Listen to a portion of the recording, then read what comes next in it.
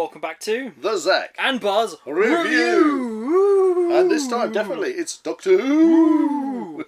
Yes, now you're probably wondering why we haven't done the reviews I have been. The Doctor Who episodes that have recently come out, and honestly, it's because we've taken the time just to see how they themselves have been received, as well as taking a bit of time to actually digest the stories. Yeah, we didn't want to jump in straight at the beginning. That would be unfair.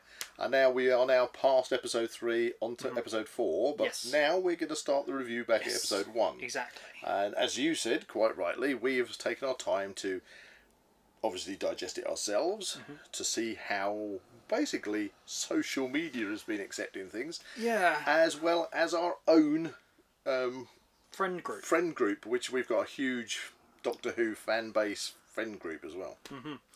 And it's interesting because the results have actually been quite mixed. Yeah. So, if I'm going to jump in at that point, I need to deal with the elephant in the room. I can't see an elephant. Where is it? Well, it's the word woke. Okay. We're going to deal with this here and now, and then hopefully we don't even have to mention it again. Okay? Yeah. The word woke is a word which basically means it means that you are socially aware of racial prejudice and social discrimination, and of course this has been taken on board to also include everything to do with people with disabilities and LGBTQ plus and blah blah and anything that is social discriminated against. And people are blurting out that who has gone woke, and that's wrong, because people are using the term woke incorrectly. Now, I don't like the word woke. It's become a word which, rather than being unifying and inclusive, is probably caused more division in society than ever. Yeah. That's an awful word. That is a very good statement, yeah. But if we look at the word woke, what it is meant to be is just meaning that somebody is aware that people can be, racially prejudiced towards people, and people can be discriminative and everything else. And that's good. That's a good thing. And Doctor Who, therefore, has always been woke in the sense that the Doctor always fights for the, those that are being oppressed. The Doctor has always, helped anybody that's being, shown prejudice against. Yeah. He's, again, you have things like, I think it was Russell T Davies brought up about Davros saying it's showing somebody with disability in a negative way. Well, in Doctor Who, we've had go back to things like Fenric. There was a professor in a wheelchair in that. Yeah. Positive thing. We've had when it comes to LGBTQ plus. Probably changed it by now anyway. They probably changed it. Added extra things to it. We've had in recent years, of course, we've got Captain Jack, and we've got Bill, and all this, and just it's never been a problem. It's never been a problem. But what's happened? From kind of Jodie Whittaker's era, and now we're into Ncuti Gatwa's era. Is that it's being pushed? What's happened is we've got two types of Doctor Who fans amongst the rest of the Doctor Who fans, and these are the Twoke fans. Twoke. Oh. Twoke is toxic woke fans. It's where people are either being very, very toxic towards other people, using the word woke, saying Doctor Who's become really woke, or the opposite. They're telling everybody that it's not sort of like you don't understand your prejudice against LGBTQ blah blah blah blah, and everybody is now starting to have a go at each other. So I just want to deal with this right now. Okay. Doctor Who is woke, always has been. Hate the word, hate the word. But Doctor Who has always stuck up for the people being oppressed, and has always been different sexualities in there. There's always been disability in there. Everything is fine. But when you have scenes, and even I've got to admit, when you have scenes like I think wasn't it the 60th special where you have Donna turns round and says to the Doctor, "A male presenting Time Lord will never..." that was the daughter / son, whatever it wants to be. Yeah, but when you have that kind of scene where they're saying, when you are a male presenting Time Lord, then you can understand why some of the fan base would say, what on earth are you trying to say here? Because there's the Doctor who is meant to be literally has saved eternal, the universe bazillions of times. If you're going to take the time child part of it, he has been a he, she thousands of times from a child, and he's got a person in front of them that is still a man who's transitioning to be a girl, and then being told that he doesn't understand what it's like to be a woman when he's actually just regenerated from being a woman. Oh, it's silly. So let's leave it here. Stop being toxic, woke. People can be whoever they want to be, but not everyone wants to know about it. Exactly. So it's fine. Don't push the agenda too hard. What we're interested in, which is what the feedback we've had. It's the big magic word, isn't it? Yeah. What is it? It's the story. The story. Okay, and that is why we haven't jumped in on this series. Yeah. We're here, just gone past Boom, which we will get to. We'll talk about that in another review. But we're going to start off talking about Space Babies. And they won't shut up about blooming Space Babies. Do you mean Space Babies? Oh my god, Space Babies! Oh, babies! No, I mean Space Babies. Because they're in space. Okay, so that's the woke bit out of the way. Okay. Woke, we're not going to come back to that. Okay, we're talking about Space Babies. Let's talk about Space Babies. From this point onwards, the Zak and Buzz review is going to be talking about the merits of each of the storylines. Now, okay, Space Babies. Now, for me, the merits are few and far between on this one. Yeah. Very thin on the ground. On one side, I have spoken to people that thought it was really funny and enjoyed it, and other people who've just said, what the heck have I just watched? I'm not going to get that time back. Yeah. So it's been a very divisive story. Comparatively to, like, the Jodie Whittaker stuff, I would say, like, don't want to go back to the wokeness, but Jodie Whittaker stuff pushed the ideology. This one just seemed a bit dumb. Well, it was a dumb story, but hold me there, because, hang on a second, if we take Space Babies, now I could appreciate, you've got to get your brain behind this one. Okay.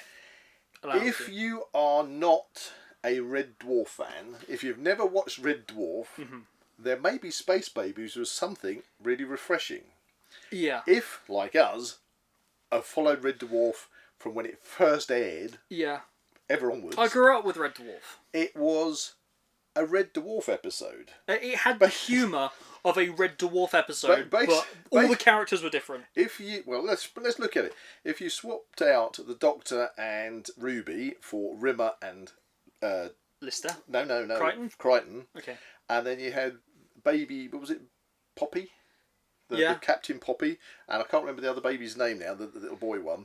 Oh, but if that was Lister and the cat, and that Rimmer and Crichton were trying to resolve this issue of why they have been babyfied. Yeah. And they're in this space station the shape of a bum, basically, that ends up farting its way across space. If you'd added to that... I can't believe that passed. If you added to that the audience laughter and the fact that they basically resurrected the Red Dwarf curry monster, this time made out of snot, and you had the... I'm glad it wasn't made out of something else. And you had the miniaturised Lister with his little wooden sword going to take on the curry monster, but now it's a snot monster. You've got basically, what I sat there and watched was a under par or under-delivered Red Dwarf story, which could have been really funny if it was a Red Dwarf story, but was it Doctor Who? Not really. Not really. Like, Not really. So story-wise, what happened? They turn up on a space station. It turns out to be a baby farm. The babies themselves have been left there. They're 6 years old. They're 6 years old, but they never really... But they're still babies. They never explain why that is. Yeah, but they seem to have managed to get all the strings and everything up to the ceiling and the drawings on the wall, even though they can't walk. That's very strange. But then... Obviously, it turns out that the kind of computer system has the education system. Again, it's sounding like a blooming Red Dwarf episode. Yeah. The education system's gone haywire. Gone haywire and created this monster in the basement made out of their because it's a bogies. Nursery rhyme. Nursery story. They need a monster, and it takes it literally as being a bogey man. Man becomes made out of bogies. And for me, the best actual part of this story was the creature design. Yeah. Not the concept of the creature, because when it was revealed to be bogies, that was just... And of course, really? Yeah. Really? You had the kind of... You had that low-budget alien scene where they're walking down a corridor through the hive, and slowly it becomes more hive-like. Yeah. And of course the comedy scene where Ruby gets snot dropped on her. Before it's suddenly revealed, it's BaBiEs. And the doctor says that's got to be the most disgusting thing ever. And I'm like, you literally made a nappy joke like 5 seconds ago or like 5 minutes ago, and it's like, surely that could have been a lot worse. Yeah, it could have been a lot worse than BaBiEs. Poop monster. It could have been a poop monster. Anyway, that would have better encapsulated this story. Yeah. So personal opinion. So we felt that the story was very it underperformed. Yeah. Although we understand that some guys, that you the viewers out there, some of you loved it, and that's great. Yeah. We're not knocking you. Great. But for us, it was underperforming. And then we start looking at the holes. We have the doctor who immediately starts telling Ruby that he is all alone. He's the last of the Time Lords. Dude, 3 episodes ago, you blimmin' split in half. He's still got David Tennant there in Donna Noble's family's back garden. And probably countless other blooming Time Lords scattered across the universe. Exactly, all the other Time Lords. He doesn't know the Master's still around, but the Master is bound to still be around, so the Master's still there, so he's not the last of the Time Lords. And yes, the fan base, the Time Lords, is a title, it's not a race. You know, he technically, if you're going to take the Time Child bit, he's not a Time Lord, he's not even a Gallifreyan. Okay? Well... So his race is out there somewhere, isn't it? The wild card in that is the fact that, obviously I'm going to harken back to the last of the 60th specials. Celestial Toymaker says, do you like the way I made a patchwork out of your history? Mm. That means everything is canon. Every, like, Chimer's Child, yes, it's canon. Normal Doctor Who, that's also canon. It's a perspective choice there. I mean, he hinted towards that his granddaughter may well have died now. Yeah? Potentially, but you don't know. We still haven't heard about the Doctor's daughter. What happened to her? I do have a point to bring up on Susan, but we'll do that at the end of this episode. And he's got all his friends at UNIT and everything, so it's not like he hasn't got any friends. No. You know, he's got people. So anyway... Holes in the story. That's what we need to talk about. Yeah. Like, initially, before they even get to the space station, they take a brief look at some dinosaurs. Oh, yes. And we're talking about, like, the butterfly effect. What happens if you stand on a butterfly? You're going to change the course of history. Ruby stands on a butterfly. And then immediately transforms into a reptile bug person. Yes. And then... So the whole timeline has changed from the point that the butterfly is killed. Mm-hmm. Yeah. Doctor obviously realises this because his timeline hasn't changed, because he obviously still remembers what the future should be, even though Ruby, her timeline has changed. Yeah. Then what happens? Then instead of like he brings it back to life as if that somehow changes it back. So hang on, I assume uses some of his regeneration power to... His timeless child energy. To bring the butterfly back to life. Yeah. But the butterflies come back to life after the event of it being killed. So therefore, it wouldn't make the slightest difference to resetting a timeline? No. It seems a bit kind of... I don't want to say it, but like... It wasn't thought through. It was a throwaway scene that just really wasn't... This would be fun if we did this, but we don't have to explain it. It was showy, just for the sake of, let's put some dinosaurs in it and show this concept on screen. Yeah, but... And then they go back in the TARDIS and say, I forgot to press the butterfly compensation button. And I'm like... But there you go. Anyway, what can you say? Back to Space Babies. Did you say Space Babies? I did Space Babies. Space Babies. Okay, whole with the Space Babies thing, right? They're so scared of the bogeyman that they cry instantly when it's on screen. No, don't mention it, whatever. And then, obviously, they're kind of encouraged to face their fears. That's it. Get out there with the flamethrower. Yeah. And then 5 minutes after that scene, after literally they've tried to burn it to death, to incinerate it with a flamethrower, they're crying because it's being sucked out of an airlock. Don't hurt the bogeyman. Don't hurt him. You've just tried to incinerate me, and now you're saying you don't want to hurt him. Oh, hang on. Airlock. Aliens? Yeah. How do you get rid of a monster? Chuck it out the airlock. I'm like, just because you're insinuating, obviously, that it's the last of its species, and the Doctor has some kind of cry moment of, oh no, he's seeing himself in the bogey monster. The Doctor does cry a lot in this series. He's going to get dehydrated. So literally every episode he's crying. Literally. And then he goes and does the silly thing of trying to save it. And by the way, that's not how airlocks work. He kind of goes in the room, and then gets sucked across the room to the wall next to the airlock instead of going straight up. No. You don't get sucked towards a wall. You get sucked towards where the oxygen is going out the hole. Yeah, that's not how airlocks work.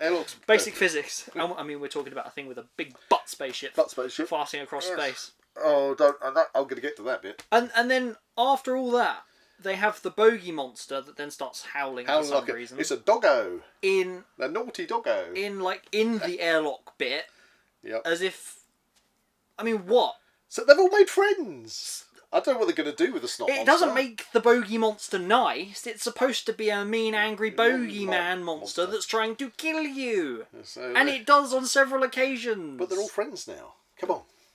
Anyway, it's also pointed out by the Doctor that the space station is called a space station because it's stationary and has no means of actual propulsion. Right. I know where you're going. But he says, I can take you all in my TARDIS to the planet that he recommends within that solar system. He can recommend this planet that they can go to that will obviously take them in as refugees. Oh, yeah.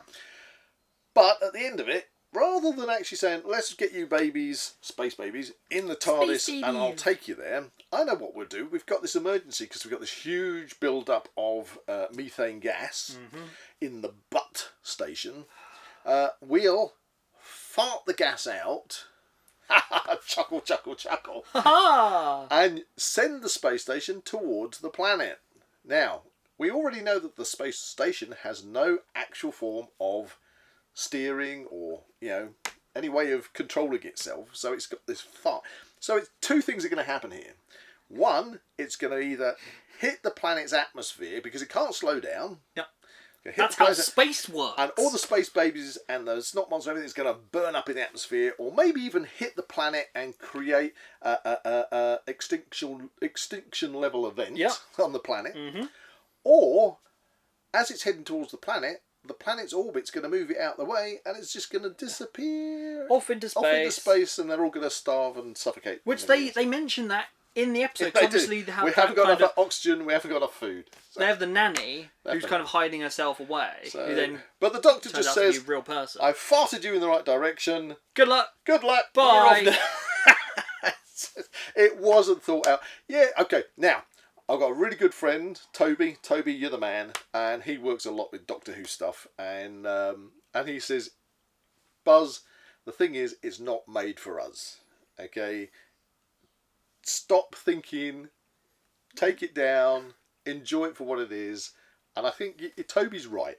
Okay, we've got to kind of just try not look too deep into it. And it's just unfortunate because you can't help it, can you? No, of course. When you've been a fan as long as potentially everyone all you has guys been. watching this, you're going to see. I mean, you can get. You're going to see the stumbling blocks. And I know we have. We've already mentioned the toxic fans, and you also get the ones that I'm not going to. This sounds really mean of me, but you get the ones that are a bit anal, and they'll look at the smallest little detail and say, but in series 5, episode 4, that switch on the TARDIS actually activated this instead of that. Yeah, okay. Let's just try and. It was difficult. Chill out a bit.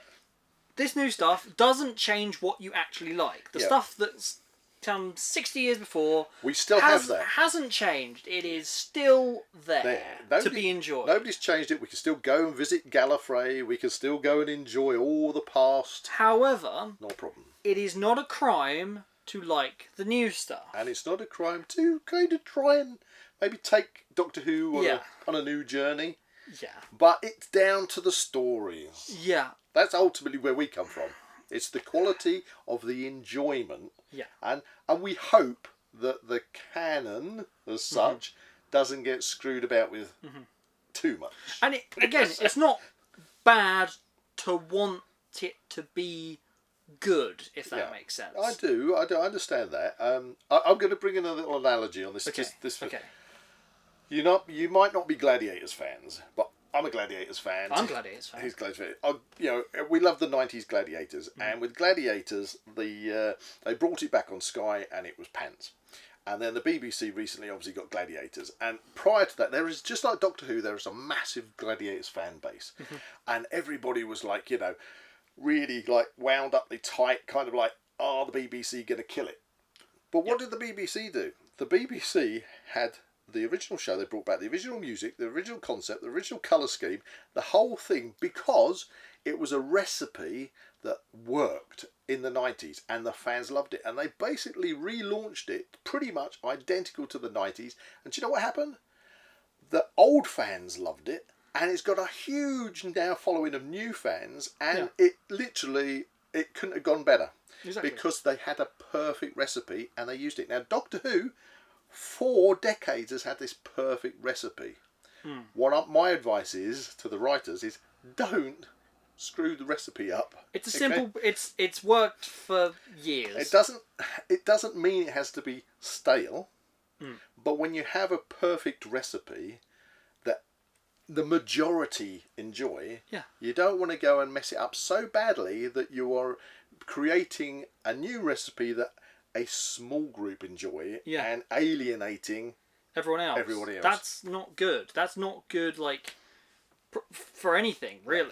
Because otherwise you could see that you go back to that situation. What is the most important thing about a program, a film, a whatever? It's something that you are watching. It is your audience. And if you're alienating your audience, no wonder, like, the overnight viewership and subsequent consolidated reviews and stuff on this have been so low. And it's not a good position to be in. And gone lower. And from our own very, very wide, because we're involved with Doctor Who fan base filmmaking and all sorts. We've got a huge group of people that we call upon. Massive. And even then, a lot of them are just saying, well, I'm either going to turn it off and not watch it, or I'm going to watch it because it's Doctor Who, and hope that we get some good stories. And that's what I hope. Yes. I love Doctor Who. I'm not knocking anything that's Doctor Who, and I'm not knocking the shooty gatwa or anything. It's just the story of Space Babies was low.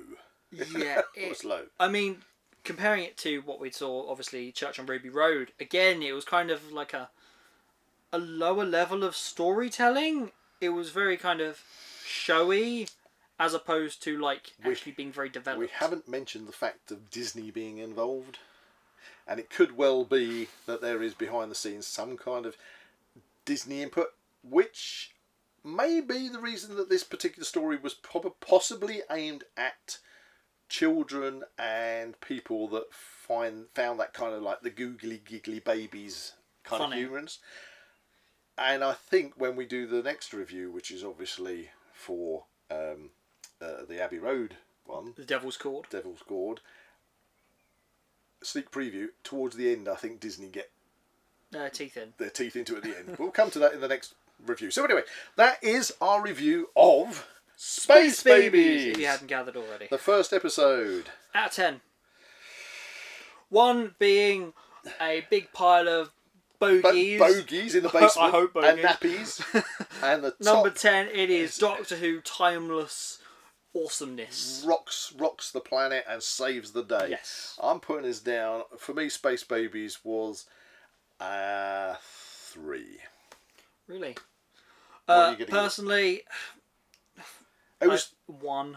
All right, 1. Well, I call it a 3 because I just imagined the cast being the cast from Red Dwarf. Everything in it was face value. It's like if you think too hard about it, it just falls apart. And it was just played for laughs, really. Yeah, I kind of wanted it to be a bit more. I think as a developed, a bit more grown up. As a season opener, it failed. It was very soft. But no, I'll stick with 3. I'm going to give it a bit more. It at its moments. Interesting fact. Okay, I said I'll bring up Susan later on in this video. You did? In every single episode we've seen so far, starting off with Wild Blue Yonder, when you know the Isaac Newton bit. You mean when he had already met Isaac Newton? Don't worry. We're not going to go there. We discussed that in the other video. Yep. look at that if you haven't. Zip. It wasn't in The Giggle, but in every episode 6, and every episode since, we have seen a background artist, a woman called Susan Twist. That is her actual name. Yep. She's been in every episode. Right. Playing a character. She was the ambulance in the most recent episode. She was serving tea in the Devil's Court. Yes. She was a maid to Isaac Newton. Yes. Right. Do you reckon there's going to be and he did bring up Susan in the Devil's Court. Susan Twist. So the twist is... I shouldn't do the twist song. No, that's next video. So the twist is Susan's actually there. Is that what you're saying? Somewhere. There could be a Susan Foreman twist coming later in the season. That's what I reckon. I think we should leave it there. Yeah. Further speculation. We're going to leave this particular review with a twist at the end. If you enjoyed this review, please like and subscribe to this channel and comment below any suggestions of further reviews. Could be Doctor Who, could be anything that you'd like to see. See you wonderful Whovians in the next one. Who-wee.